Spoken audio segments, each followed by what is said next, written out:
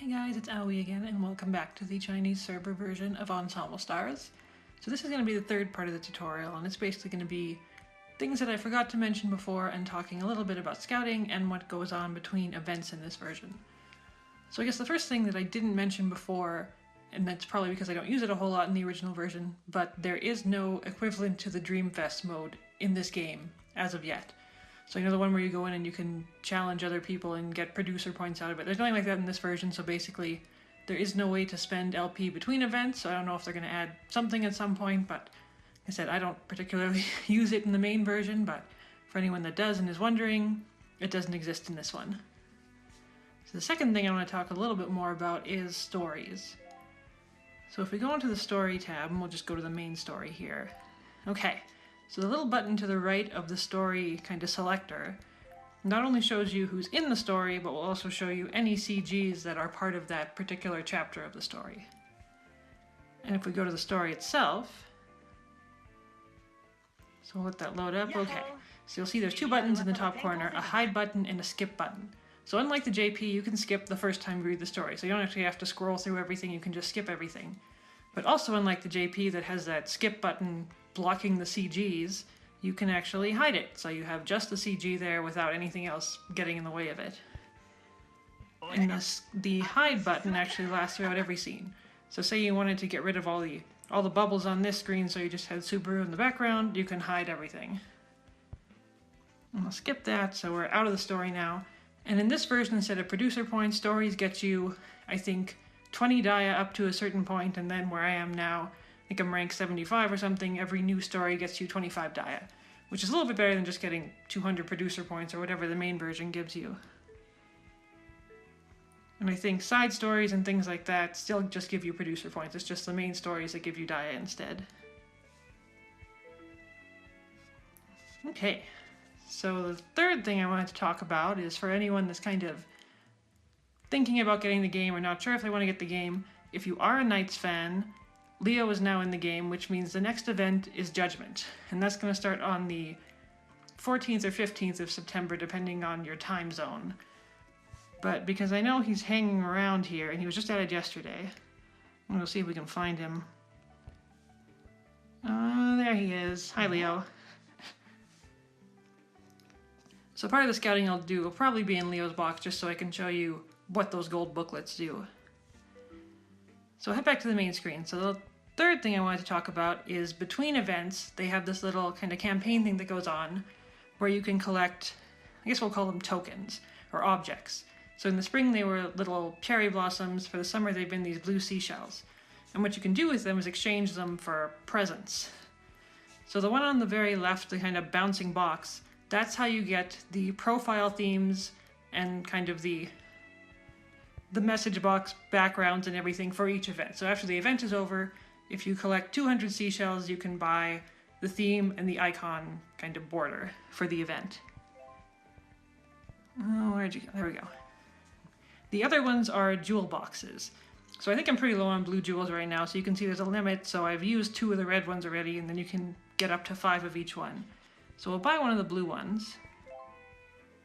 And then the last present box is a random present, and usually they're jewels. They kind of go, you can get any size jewels out of that one, so it's again a nice way to collect jewels in this version.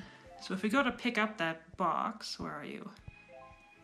Okay, so you'll see each one of these gets you 4 small jewels, 3 medium-sized jewels, and 1 large jewel. So if you buy all 5 of them, you can get up to 5 large jewels and 15 medium jewels. So it actually does help out quite a bit in terms of completing the idle rows of cards. Okay, and so those shells you get by completing the part-time job missions. So if we go into that tab, and we'll pick the one that we aren't doing, and if you look at the very bottom, you'll see a shell times 35. And that tells you that by completing that 8-hour mission, you'll get 35 seashells. So because you can only do 2 missions at a time, basically every 8 hours you can get 70 shells. And since usually the campaign lasts about 5 days, you can basically collect all of the presents in that time, as long as you keep your missions going. You can also pick up the seashells. They drop like jewels or like attributes doing event courses, and doing the regular courses, but there aren't that many of them. So the quickest way to get them is definitely by doing the part-time jobs. And if we go back to look at these, yeah, so you'll see The first one obviously is a limit of 1, it's just 1 border and 1 theme. The jewels have a limit of 5.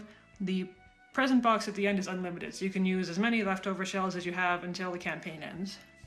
And I think in this case, it ends on, yeah, you can see it started on the 9th, it's going to run till the 14th. Basically, it ends the morning of when the new event starts, or depending on your time.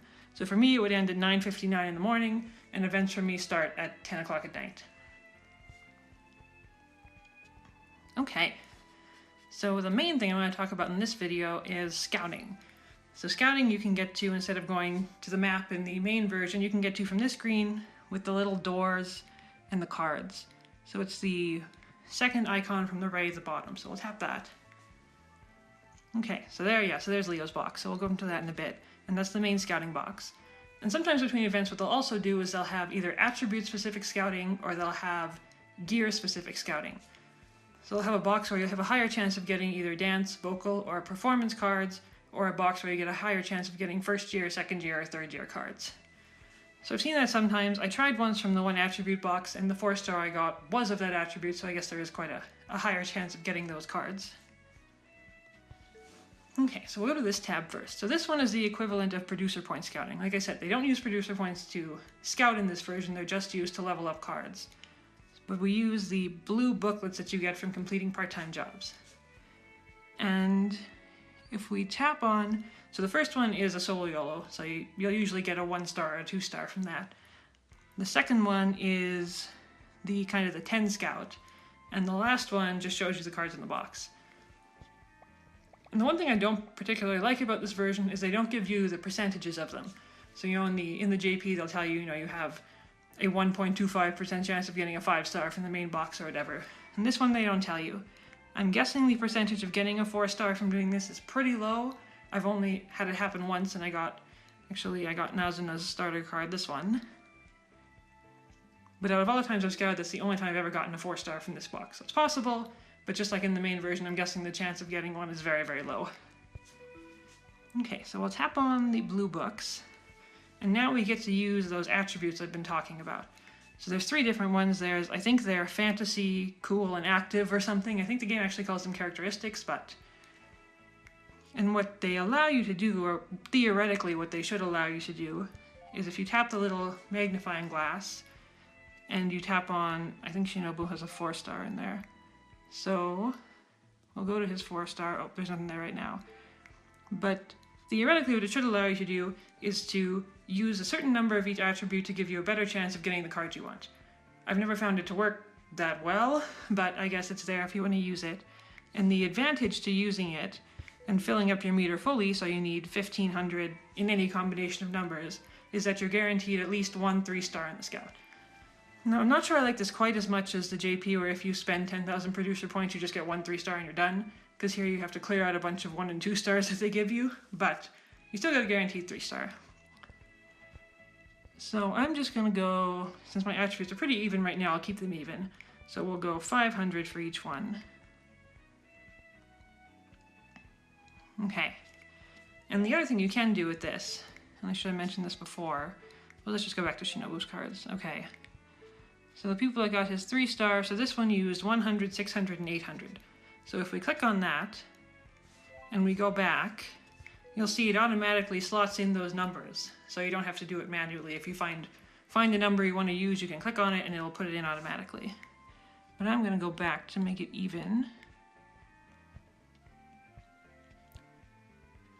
We got 5, 5, 5. Okay, there we go. And then if we click on the 10, so it uses 50 blue booklets, it'll use 5,000 of each attribute because it multiplies it by the number of cards you're scouting for. And then we can scout. Okay, so I'm guessing that's Mao. Okay, so that's actually, that was a gacha Mao. So they do put the gacha cards in here kind of a couple months after they appear in the gacha, just like the main version. And if you look in the corner, you can see a skip button. So you can actually skip the entire scouting if you want. I don't know why you would if you're doing it in the main box, but I guess in this one, because there's a bunch of 1 and 2 stars I'm going to get now, they give you a chance to skip through it. So let's do that, just so you can see what that looks like. So we press skip, okay, we're done, and then we get all the cards that show up.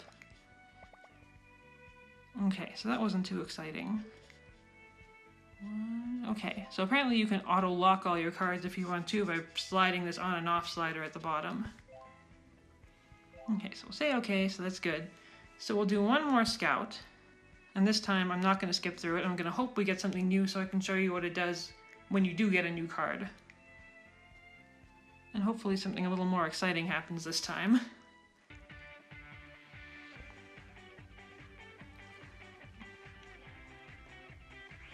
Okay, so I don't think that's a new card. So these are probably going to be all repeats again, so it's not going to be very exciting.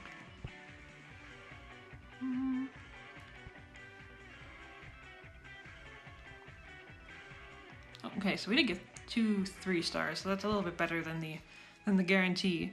Yeah, so they're all repeats. Okay. So you do collect quite a few of those blue booklets if you keep doing the part-time jobs. You collect more than you collected the attributes, so they'll probably end up building up, but you can use them whenever you want to scout. Okay, so now we'll take a look at the main attraction, the actual card boxes that'll get you the good cards. So the main box is the same as it is on the main version. So we have, so they just added kind of the swimming pool gotcha ones to that box. And then it has all your 5 stars, 4 stars, 3 stars that are in there. And this version also has a guaranteed 4 star. I'm not sure if it lasts for more than one round because I've never done more than one scout in a box, but you can see that little gold banner there is telling you get your guaranteed 4 star. And then this is Leo's box. So I think we're going to do a scout from here because I do have enough gold booklets to do it. And so the gold booklets are kind of an alternative to Dia. And the gold booklets allow you to use those attributes to customize, or presumably customize, what cards you're going to get. And the pricing is the exact same as it would be for Dia. So, it says 1,500 for 50, which would be 1,450 for 45, which is the same as you'd need to do a normal scout. So they save you a little bit because you can pick up the gold booklets through doing the part-time jobs, through doing courses, and lots of times they'll give them away as prizes for campaigns or events or things that are going on with the game. So then that way you can use those for scouting, and then you can save your Dia for events, which is quite nice. And you can also buy more of the attributes, but you pick up enough of them, so I've never really found the need to buy any of them. Okay, so we'll go back to Leo's box. And so if you press the Dia, you don't get a chance to customize the cards, it just takes you straight to the scout. But if we press the gold booklet, we'll go back to that screen. Except this time we need them to add up to 3,000 instead of 1,500. So if you want to do a full 10 scout, and make sure you have a lot of those little attribute points because they will use up a lot of them.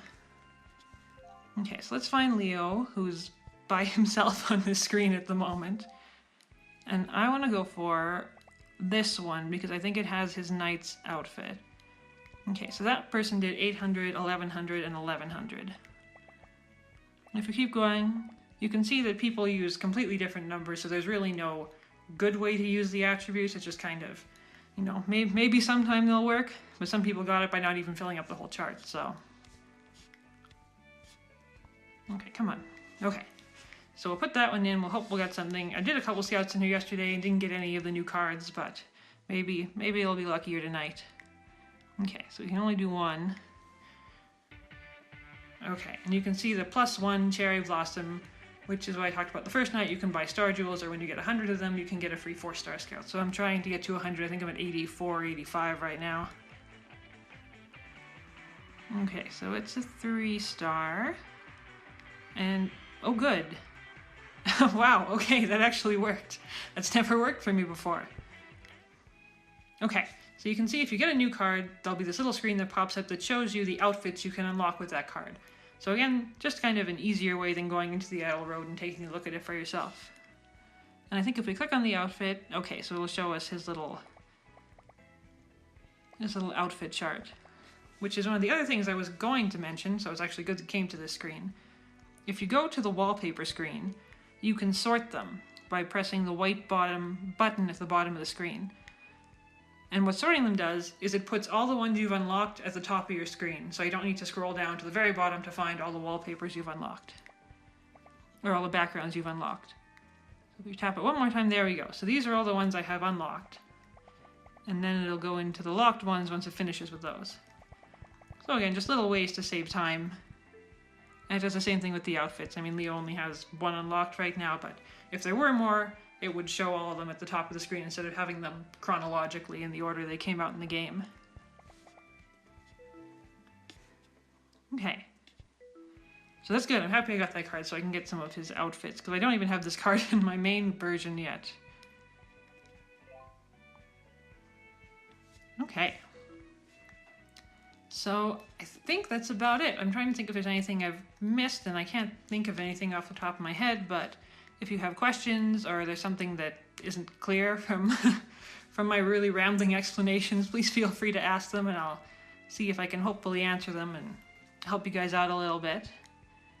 But otherwise, I think those are basically the changes in this version, how this version works. So if you want to give it a try, I definitely recommend it. It's a lot of fun. And like I said, the way events run seems to be a little bit easier. So if you don't want to spend that much time on it, you really don't have to, because if you can spend the triple lives, you don't have to check in more than once every 5 hours. Okay, and otherwise, I think that's about it. So we've been through all this, we've been through scouting, so yeah, I'm kind of showing you everything with this version. So my next video, I think, is if any of you guys play Love Live, the next UR coming out on the JP server should be Cannon, who is my best Aqua girl, so I'll be doing a pretty big scout for her. I think I've got 100 gems saved up on my main account and about 200 on a side account that I want to use just for scouting for her UR. And then as far as OnStars goes, I think I'm probably going to do Ritsu's birthday scout on the JP side, which is the 22nd of September. So that's coming up in a couple of weeks.